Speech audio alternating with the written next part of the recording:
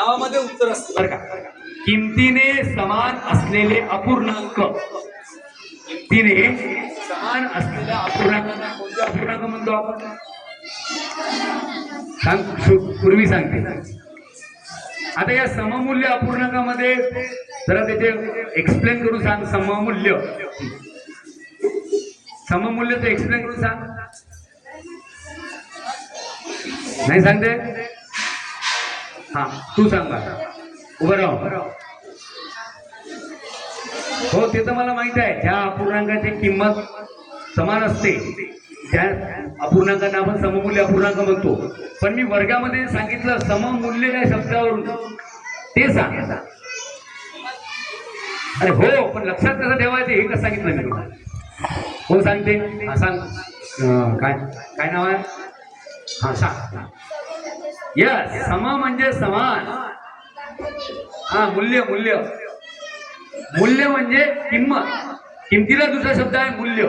तुम्ही बघा पुस्तकं, पाठ्यपुस्तकाच्या मागे लिहून राहते, नोटबुकच्या मागे लिहून राहते मूल्य 15 रुपये. मूल्य म्हणजे काय हो?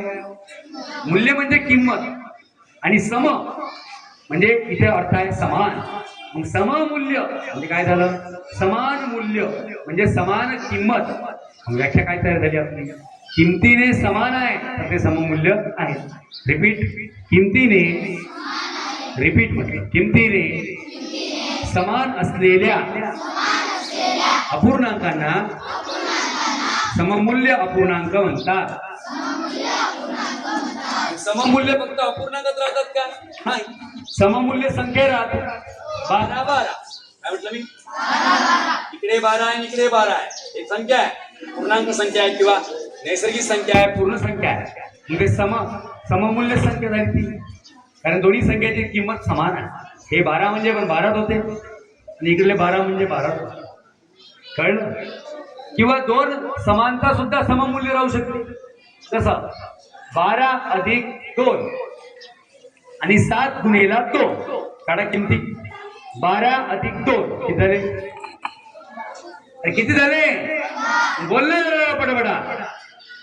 12 अधिक 2 किती झाले? 14. आणि इकडे आहे 7 गुणिले 2 किती झाले? 7 गुणिले 2 किती होते? इथे याची किंमत 14च आहे, ह्याची किंमत, म्हणजे दोन्ही जे समान, दोन्ही जी मांडणी आहे ती समांतर झाली का? सममूल्य झाली का? लक्षात ठेवा, सम म्हणजे समान आणि मूल्य म्हणजे. गणितामध्ये बऱ्याचशा गोष्टी, गणित आणि विज्ञानामध्ये शब्दाचा अभ्यास केल्यावरच कळते आपल्याला. ती संकल्पना शब्दाचा अभ्यास करून समजून घ्यायची आणि सोबत लक्षात ठेवणं मग काय होते? सोपं जातं की नाही? असे बरेच मुद्दे आहे की नाही? जर तंतू शिवाय खाताय समजायचं का आपलं आपल्या हातून ते नको घेऊ, आपल्या हातून चांगलं काम होत नाही आहे. बेडेकर. आता सगळ्यात फेमस कादंबरी आहे स्वामी. स्वामी कादंबरी कोणी लिहिली सांगा? स्वामी नावाची कादंबरी. स्वामी, स्वामी अतिशय सुप्रसिद्ध अशी कादंबरी आहे स्वामी. त्याचे लेखक आपल्याला माहित पाहिजे. रणजित देसाई. कोण आहे ना? स्वामी रणजित देसाई. चला होते नेक्स्ट. चला काय आहे पुढे? आजची म्हण आहे हे ना जाईल तेव्हा. आजची म्हण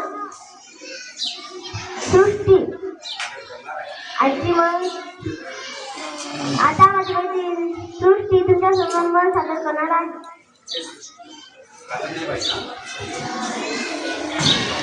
पालकाच्या धागरीवर पाणी. पालक्या धागरीवर पाणी. चला, असे म्हण आहे पालथ्या घागरीवर पाणी. घागर माहिती तुम्हाला? घागर, घागर, घागर चढण्याचा वाशच आहे. घागर माहितीये का? घागर. अरे घागर नाही माहित तुम्हाला? घागर कशाला म्हणते माहितीये का? सांगा, घागर म्हणजे काय? अरे घागर, श्रीराम, घागर म्हणजे काय? नाही म्हणा, माहित नाही म्हणा. मी सांगतो. चला घागर म्हणजे काय माहित नाही? अरे अरे अरे अरे बापरे बापरे.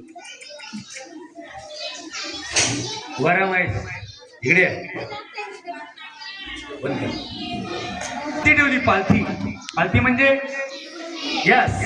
आणि आता जर मी पाणी भरलं तर काय होईल? म्हणजे याचा अर्थ काय? काहीच जात नाही आतमध्ये, म्हणजे काही लाभ होत नाही. कितीही पाणी टाकलं तर लाभ होत. आता त्याचा याचा हे घागर आहे समजा, हे सरळ आहे. याच्यामध्ये पाणी टाकलं तर पाणी आत जाणार आहे, म्हणजे काहीतरी त्याला लाभ होणार आहे, काहीतरी मिळणार आहे आपल्याला, आहे की नाही? पण ही जर घागर अशी आपण पालथी ठेवली बघा अशी खालून पकडू नको, हे पालथी ठेवली आणि आता आपण याच्यामध्ये पाणी टाकलं तर काही जाईल का? याचा अर्थ काही लाभ होणार का? मग असंच असतं आपलं शिक्षणाचं. आपले सर जेवढे बोलतात, सांगतात, शिकवतात ते सर्व आपण नियमितपणे ऐकून घेऊन समजून घेतलं तर ही ठीक. आणि तसं जर नाही केलं तर काय झालं? शेवटी पालत्या घागरीवर पाणी आपल्याला काहीही लाभ होत. म्हणून पालत्या घागरीवर पाणी असं होऊ देऊ नका. कोणत्याही गोष्टी कोणी आपल्याला उपदेश केला की आपण शिकायला बसलोय किंवा कुठेही गेलो आहे तरी आपण समजून घेऊन सर्व क्रिया करायला पाहिजे, तेव्हाच आपल्याला लाभ होईल. कळलं? ठीक, चला पुढे. आजचा पाढा सांगा कोणता आहे? 13 आणि 13चा पाढा पाठ असणारे उभे राहा पट. सर्व विद्यार्थी 13चा पाढा पाठ असणारे, 13चा पाढा पाठ असणारे प्रतीक, मनोज ची बहीण, रुद्र, निकम. चला सुरू करा. पुढे ना 52 आवाज.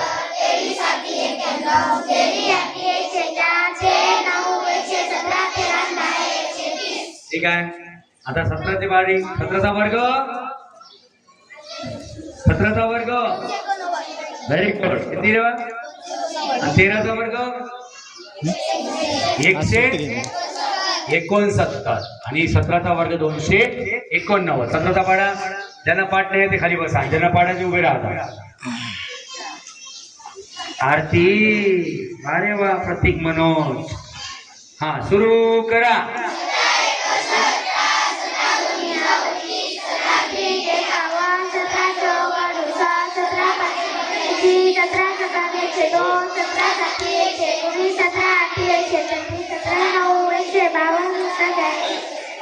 नऊ चुकला तर तू 17 9 152 नाही होत. किती रे? 153. तुला नाही वाटलं? तुला पाठ आहे असं वाटलं नाही मला. ठीक आहे. चिठ्ठ्या आणल्यात? कोणाची चिठ्ठी? काय झालं?